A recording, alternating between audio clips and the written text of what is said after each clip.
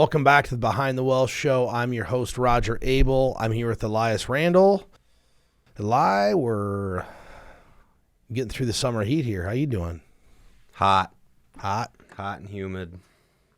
We left the lake inside in air conditioning. We left the lake at the right time last week. Did we? Yeah, a buddy of mine just got back and said the day we left it was really, really hot. Brutal. Yeah. Okay. Yeah. Did you put the Blackstone together yet? No. I put it together and I cooked on it last night. Oh, did you? Yeah, I made a giant mess and all stayed outside. It was so great. Yeah. I'm going to build mine this weekend. About an hour and 20 minutes to get her done. That's how long it took you? Yeah. So it'll take me half that, I'm No, sure. it won't. No, it won't. No. No, I know. That's awesome. Yeah, so those flat top grills, those are nice. They're fun to have. Yeah, so an hour to put it together, let's call it. And then I seasoned it for about 3 hours. Is that how long it takes? Not really. Just I was sitting outside. It was a nice night, so I had a couple of beers and a couple of whiskeys and seasoned it up and made my wife a dinner. Perfect. Yeah, it was great.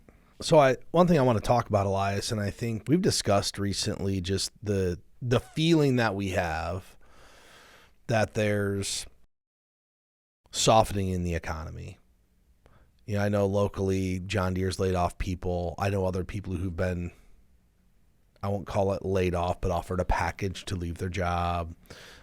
People are starting to spend less money. You can look to the housing market. There's more homes for sale.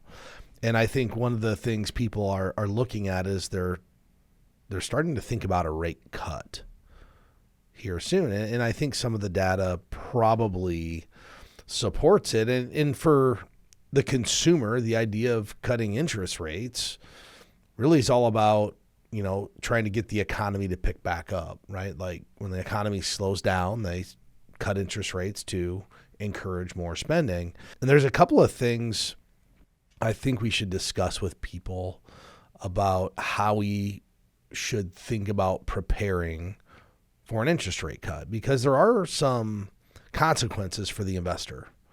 I think most notably is for the last year, investors have been able to go out and find very good yields on cash or cash alternative positions. And, you know, we've been trained over the last 20 years that we should buy very, very short-term cash alternatives because we don't want to miss out on rates going up and be locked in at a low rate. There may be some justification to begin looking at longer term options to lock in these rates if rates go back to where they were, let's say 3 and 4 years ago. What are your thoughts on that? There is. I've had that conversation already a few times, and I think it's something that it's like a lot of things in our business, it's kind of counterintuitive, and then people, well, why? Why would I do that when the shorter ones are paying more? And then you kind of walk them through the thoughts on it and why you would do that. But then I think some of the other hurdles, at least that maybe not hurdles, but other things people have brought up is sometimes maybe it's just too long. Like if you're looking at like a CD or something as a cash alternative, people still like the idea that the money's in a CD for 12 months is still more tolerable than, 2 years or 3 years, whatever they're looking at. I think an exercise we could walk somebody through or an individual could do on their own is, and I'm cautious about this because I don't want to be a predictor of things, but at some level we're all predicting something in the future, right? Like I'm not going to predict really good or really bad things, but if the known interest rate path at this time is probably lower, if a person went out and said, what do I think my interest rate will be this year?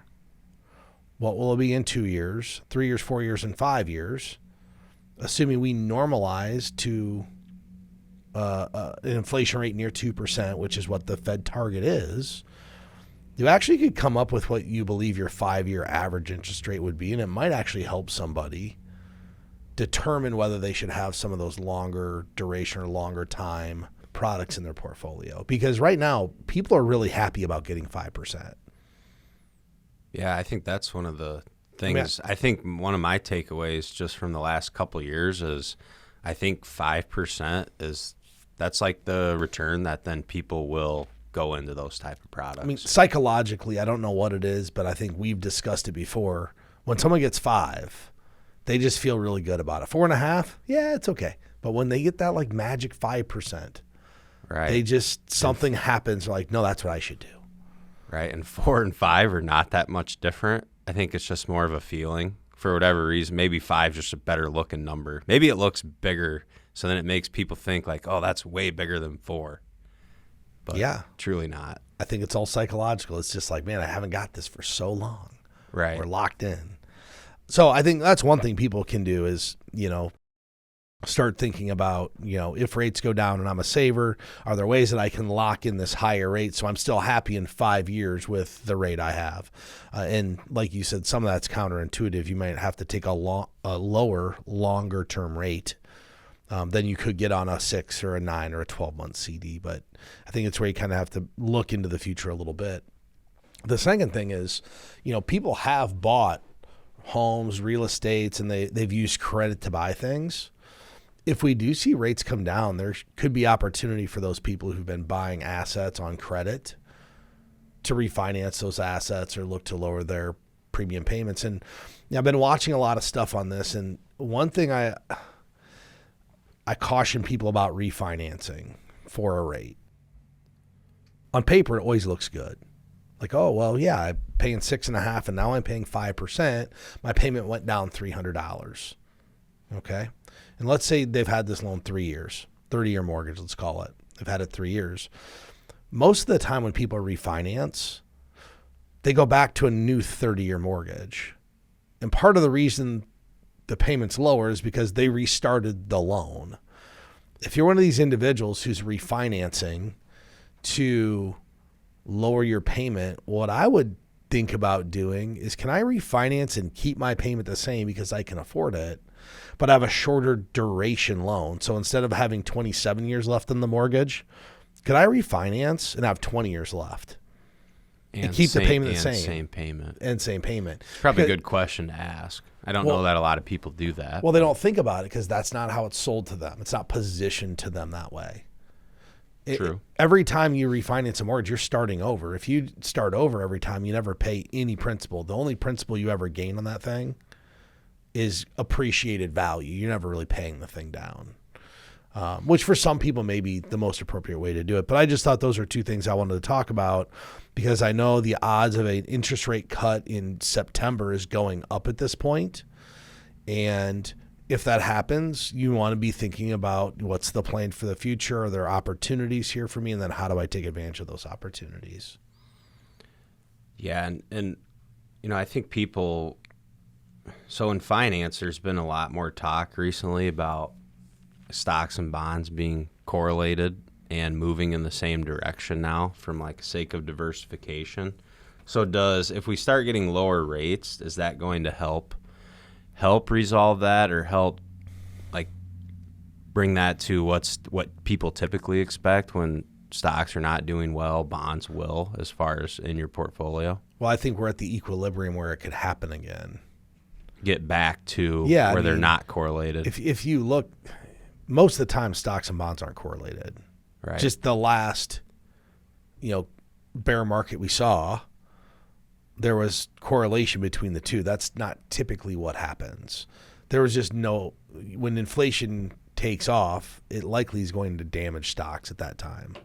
Right. But now if interest rates fall and prices of bonds then would go up, if stocks go down, like that's no longer correlated. The correlation's broken. Right. But could they continue?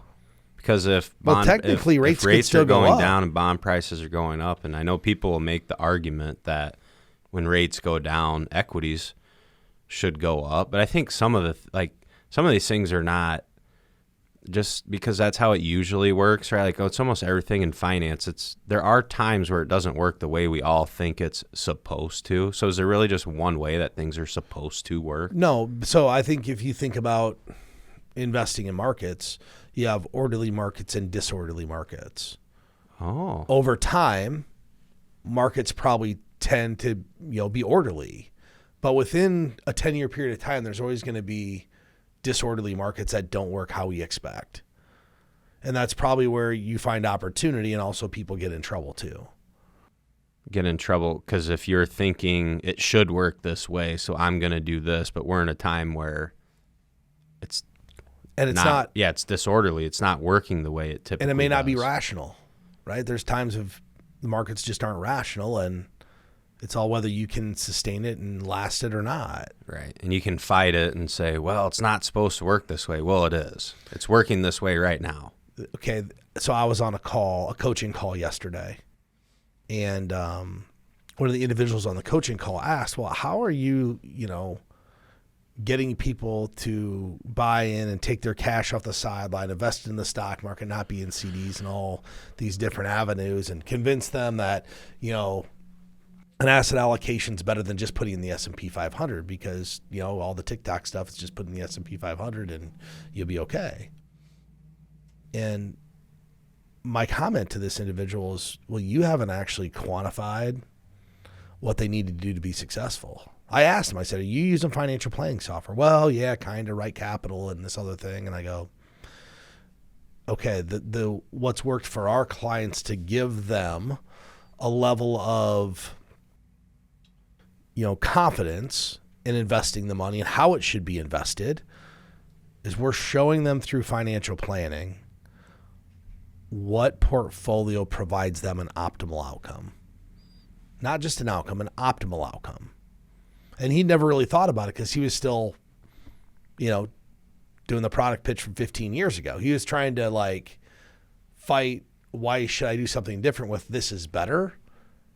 It's not always better, it's just different. Are you ready to take control of your financial future? The financial professionals at Premier Investments and Wealth Management are the guides you've been looking for. Picture this, a financial plan tailored exclusively to you. Our team of experienced professionals will work closely with you to understand your aspirations and develop a personalized roadmap to get you there. Whether you're dreaming of retirement, buying a new home, or sending your kids to college, we've got the tools to give you confidence in your financial life. We'll help you navigate saving and investing, retirement income, and tax strategies. Our job is not just about making money. It's about helping our clients make smart choices. We'll provide you with the tools and knowledge to confidently steer your financial ship toward a brighter future. Are you ready to embark on your financial journey with confidence? Visit www.btwealthshow.com or click the link in the description of this podcast. Your financial future awaits. That's a good point. And there are, I'm sure, still plenty of firms that's product focused on. Maybe this person's a little more product focused, where if you transition to kind of the world in a financial planning and goals-based planning world where you're setting people up for optimal outcomes, and a lot of times you don't have to look for things that are different just to set yourself apart. I think if you were to ask all of our best clients, what value does Premier Investments provide for you? I think the answer would be somewhere along the lines of I know I'm on track for the things I want to do, and then I know the recommendations they make are in line with the things that are going to keep me on track for that. And it really, maybe we're fortunate, it probably lends to our process, but we don't get I don't field a whole lot of questions of why should I do that when I can just do this. I mean, maybe in a new meeting with someone, but a lot of times clients, not as much. They want to understand why we're doing what we're doing, but I don't know. It sounds like that person's maybe facing more objections to what they think people should be doing. Well, and I think that's a good point. How the process works probably attracts the people you want to work with. Maybe his process is more geared towards transactions and not planning. But it was just an interesting thought that I had. I have a question, because this topic kind of leading into one that I brought for today. So have you ever heard of the identity role theory? No. Apparently Siri has. Siri's heard of it. Is it Siri? Did I say something that sounded like, hey, Siri? Oh, that was awesome. Mm-hmm. Apparently you did. Quiet. Siri, okay. Turn off. Okay. You got to put that in there because what just happened? This is crazy. Okay. Okay, so I think what you brought up there is maybe, a firm's process can lend to working with people that are attracted to that. So I recently I was reading an article on Forbes. It's about the identity and role theory, and it's this person's story of how they entered into the financial service business and were told they were going to be a financial advisor, but they got hired by a life insurance company. Me too. Yeah, so it's like, okay, so that's why I read it, because I'm thinking, okay, I've heard this story. I've actually experienced that story, so I want to know, what is this about? And so that person's identity was they wanted to be a financial planner and help people with money. And then they were taught a role, and it was kind of funny, so they were taught, okay, one, you need to go buy a car so people think you're doing well. And upon reflection, this person said, I think my sales manager wanted me to buy a car just so I had a car payment. So then if you have a car payment, what do you got to do? You got to go make sales, right? And then was also taught, if you're going to take people out to dinner, show up extra early and then get to know the host and get to know your server, tell your server. And I thought, wow, that's actually a pretty brilliant trick. But tell your server, hey, I'm going to order this, but I'm just going to order the usual, and then you'll know what to bring me, because it makes you can go anywhere and then seem like a regular. So it was kind of, and then this person went on to a different firm and was taught like how to be successful and do the business a different way. So, but what the identity role theory is that when you're the identity you have and then the role you're fulfilling, right? Because we all have different roles that we play in life. Like it could be, well, just like for myself. So I'm a husband, a father, financial planner. I'm a coach now. I coach a soccer team. I'm a football official, right? Those things are roles that Elias is my identity, and then those are roles that I fulfill. And it's how when those two things are genuinely aligned, that's how you get the best result.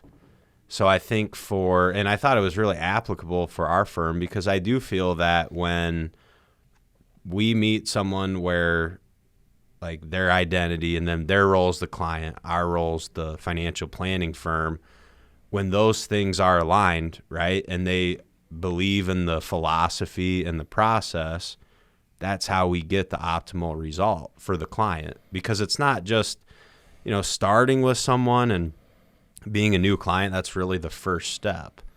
But then there's all these other processes over time of building trust and rapport, making recommendations and making changes.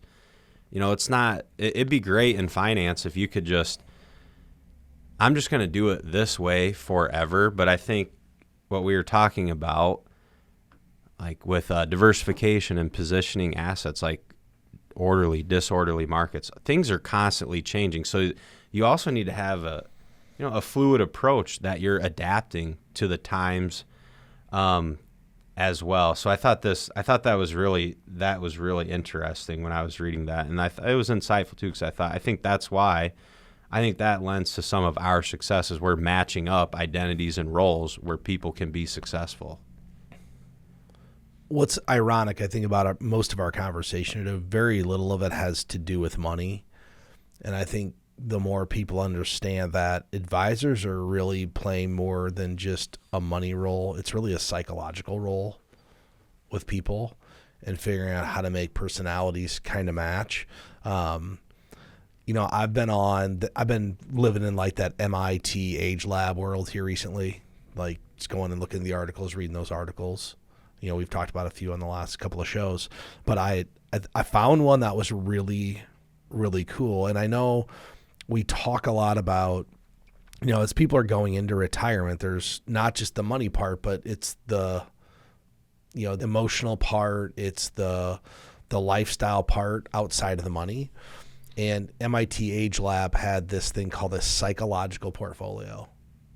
The psychological portfolio. So it's really cool. And it's made up of 3 parts: your identity, your relationships, and your purpose. And what it talks about is to have a balanced portfolio, just like you would with stocks, bonds, mutual funds, cash. You should figure out how to have a psychological portfolio. This is reminding me of something. Well, I'm trying to figure out, how does it relate to because the way I thought it was like a premier bucket strategy, but It's how does it similar. relate? Yeah. So here's what's crazy. So there's a chart in here, and it talks about as we age, how much time we spend with certain people in our life. Okay, it's broken down to alone, partner, family, children, friends, coworkers. And early on, so from 15 until 20, most people spend on average about 4.5 hours with their family every single day. From age 15? 15 to 20. Okay? Yeah, I can see that for sure. But here's what's really striking about this. The blue line is how much time you spend alone. And from age 40 until age 85, it is a continuous line upwards. So at age 40, on average, you spend 5 hours a day alone. By the time you're 85, 8 hours a day by yourself. So as someone who's probably a introverted personality, I can absolutely relate to that. But what it goes to is we need to figure out, and the other line that, I think people don't even think about is there's an orange line in here, and it's coworkers. Coworkers. Okay. And from age 20 until 60, it's pretty much flat. On average, you're spending 3 or 4 hours a day with your coworkers. Yeah, that number's not going to change. At 65, it just drops off the cliff. And what it does for people, and I think this is what you kind of have to realize about this identity portion of this psychological portfolio, is people's identities are going to change in retirement. And you have to figure out, what is my identity going to be? Because your identity for 35 years was, like you just talked about, your role. Well, I'm an engineer at Rockwell, or I'm a coach at this high school, or I'm a doctor. But most of the time, once you retire, a lot of your identity is gone. And you have to figure out what you're going to replace it with. I mean, fortunately for us, we're in an industry we could consult and do this as long as we want. Yeah, that's a lot interesting. of people, it might also be a good exercise for people to maybe, like, you could almost do like a T chart and say, what is my identity? What are my roles? And then start to think of those two things separate from each other. Because when you retire, you are going to lose a role that you play in your life. So I've been a doctor for 30 years. Well, when you retire, you're no longer playing the role of doctor. But what are the things that, right, if you understand your identity, well, what are the things you enjoy about that? I'm sure people, right, every field attracts certain people. So maybe it's, if you're a doctor, you're probably compassionate towards helping other people. Well, is there a way that you can go do that still, but in a different capacity with your time? Because you still have to do things, right? So you can probably match your identity to another role and still feel purpose and things like that. There's one part of this that I think can really help people with the identity and what's going to happen and how they look at retirement. And it starts well before retirement. So you and I have talked about, I jokingly tell you, I only have a few friends. Those are the people I can call up anytime they show up. It's just a few people. And then I have acquaintances and, people I get along with, but we don't talk. This article actually talks about you should evaluate your friendships across 3 tiers. And the 3 tiers are your close friends. So those are the ones that, that's what I consider my friends, my close friends, my family. People that if I need something at 2 o'clock in the morning, you can call them. I can call them. They're going to answer their phone if they hear it, all those things. But they likely would show up to help. Yeah. Okay. And I do the same for them. And then significant, those are friends, family, neighbors who hold importance in your life, but you're not intimately connected to those. You're not that close. So we all have those people, right? Yeah, we see them, but it's not like we talk 3 times a week and we're that intimate, like, friendship with them. And then casual. These are probably people we've known for 20 years. Like, we see them, hey, how you doing? We're cordial. It's all fun, but you have their phone number. You haven't talked to them in 5 years or 2 years, whatever it is, right? The casual friend is, it's like if you're at an event and they were there, right? You can go hang out with them for a little bit and you're both going to be comfortable doing that, but you're probably not going to talk on the phone or share messages or send them a picture of your kid or something like that. What it talks about, though, is you should evaluate these. And if one of these areas you're like, I don't have anybody in this group, how do I start to develop these core relationships that can carry with me, knowing that if 4 hours of my day is spent with my coworkers at work and it's going to go away, what am I going to replace that 4 hours with that's not just loneliness? Because for most people, they're just alone. So this is where you could start to develop more relationships with the casual people or the peripheral people and try to get involved in different things. And this article has a whole bunch of action steps to do it. But I think it's a good article in general for people who are trying to figure out, what are we going to do in retirement? And if they are thinking about how they're going to lose their identity, how do we replace that time we're spending with coworkers and people like that? How do we replace with really productive things?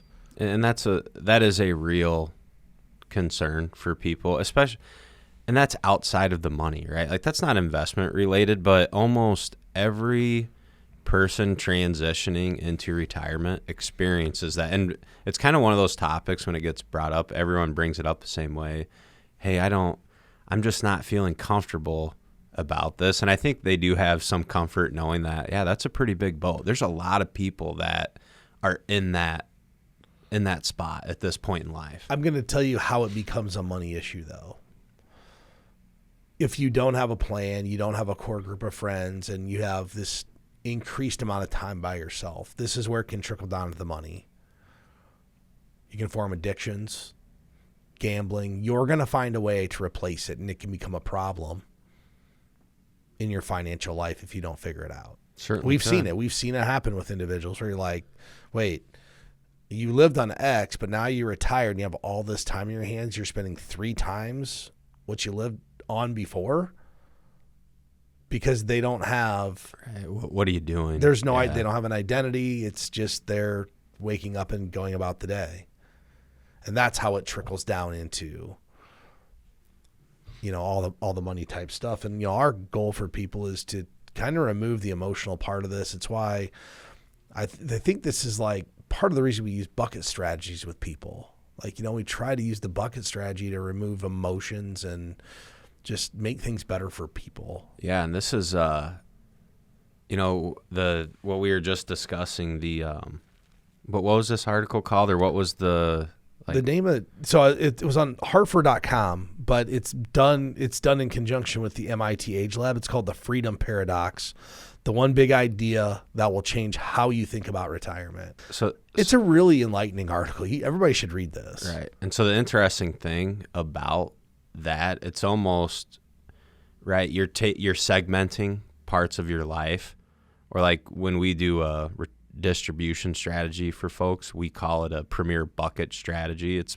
essentially segmenting money and making responsibility for that money. And why does it work? In my opinion, it works because it's very simple. It's easy to understand, and there's a lot of data that backs it up. And then I feel like, wow, it's almost a new application of that. This is a way to simplify personality items, right? And then segment those and then understand them better in your life. And I think the bucket strategy, when people really buy into the philosophy and we educate them on it and how it works, and they understand, okay, well, the reason I have the next potentially 3 years of money in cash is because I'm taking X out every year. I need to be able to spend this, and that money has a set responsibility. So it's easy to understand why we're doing that. And then, the next, and that's the liquid bucket of the strategy, right? And then the next bucket's the income bucket. Well, if someone asks, well, why do I own this? It's easy to point to, we own this because after 3 years, we need money that's replacing the money that you're spending, and we don't need to take excessive risk with this money, right? So that's the income bucket. And then the growth bucket, that's money that, everyone you're always going to have a certain level of risk in your portfolio, right? Hopefully you have an optimal portfolio and you know what that needs to be. But the growth money in your portfolio, that's going to be your stock market money that right? What does it do? It fluctuates. It can go up a lot. It can go down a lot. It can be exciting. But you can have a level of conviction in sticking with that plan because of the other segments, the other buckets. The money has responsibility. So I think that's really interesting. That's almost, it's the same concept, right? You're taking a way to segment responsibilities and then applying it to a different aspect in life. That was really good insight. With that said, if anybody out there wants to take a look at this article and look at the action steps that you can start to kind of develop your own personality portfolio, www.btwellshow.com. Follow us on Facebook, X, all those different things. If anybody's looking for help getting started on a financial planning, go to btwellshow.com or click the link in the description. With that said, I want to thank everybody for listening to the show today and catch you next time. Securities and advisory services offered through LPL Financial, a registered investment advisor, member FINRA SIPC. The opinions voiced in this show are for general information purposes only and are not intended to provide specific advice or recommendations for any individual. To determine which investments may be appropriate for you, consult with your attorney, accountant, and financial or tax advisor prior to investing. Premier Investments and Wealth Management and LPL Financial do not provide tax advice. Please consult your tax professional. Economic forecasts set forth may not develop as predicted, and there can be no guarantee that strategies promoted will be successful. All performance reference is historical and is not a guarantee of future results. All indices are unmanaged and cannot be invested into directly. There is no assurance that the techniques and strategies discussed are suitable for all investors or will yield positive outcomes. The purchase of certain securities may be required to affect some of the strategies. Investing involves risks, including possible loss of principal.